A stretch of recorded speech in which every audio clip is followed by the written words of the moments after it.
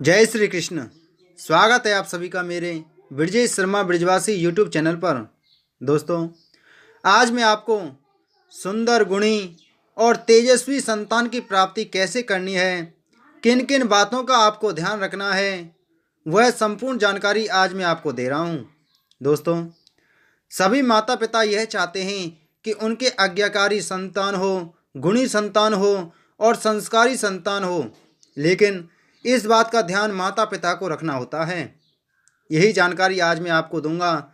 माता पिता को ऐसी कौन सी बातों का ध्यान रखना है जिससे संतान संस्कारी हो।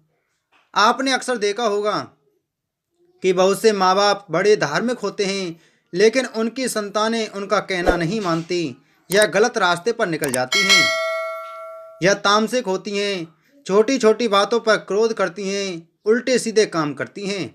और बहुत सी माँ बाप तामसिक भोजन करने वाले होते हैं या क्रोधी होते हैं, लेकिन उनकी संतानें बड़ी सीधी होती हैं, गुणी होती हैं या संस्कारी होती हैं।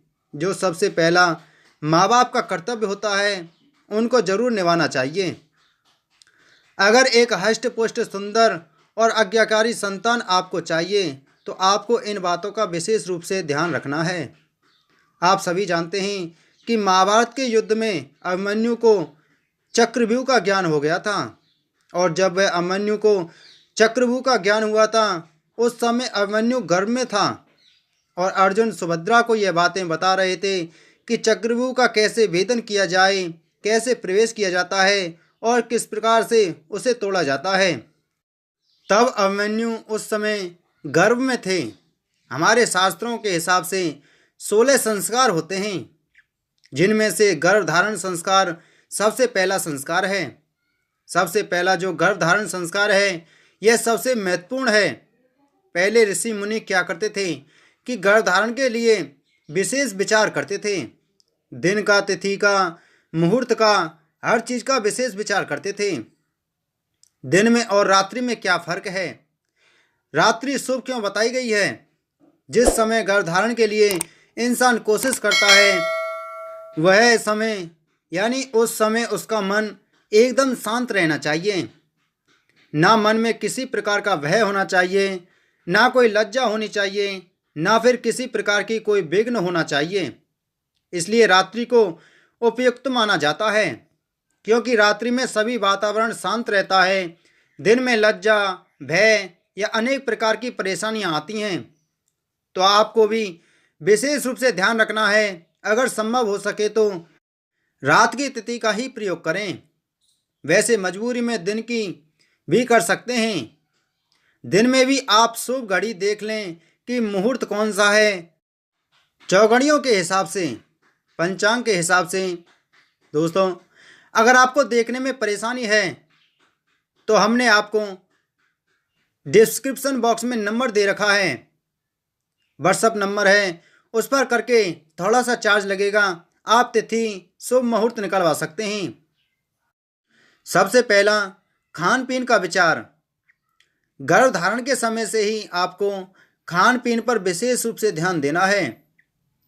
जब आप गर्भ धारण के लिए ट्राई करेंगे, उस समय आपके मन में सिर्फ भगवान का ध्यान रहना चाहिए, कोई भय या लज्जा नहीं होनी चाहिए।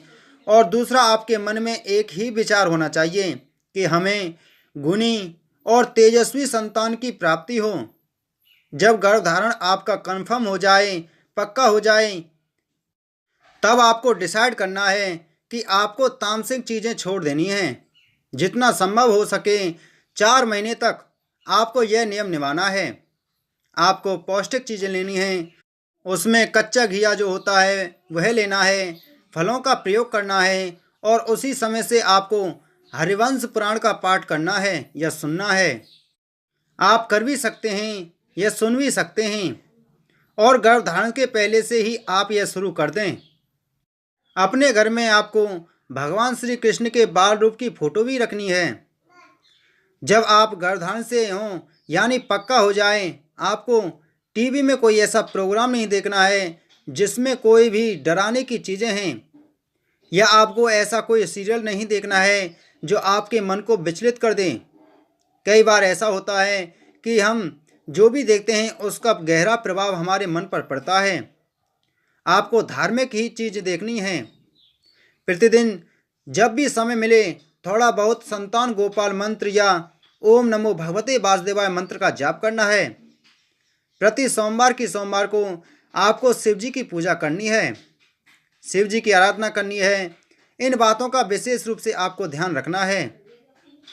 गर्भावस्था के समय ना केवल आपको चिल्लाना है, ना कोई टेंशन लेनी है, ना ही आपको अपने मन को विचलित करना है।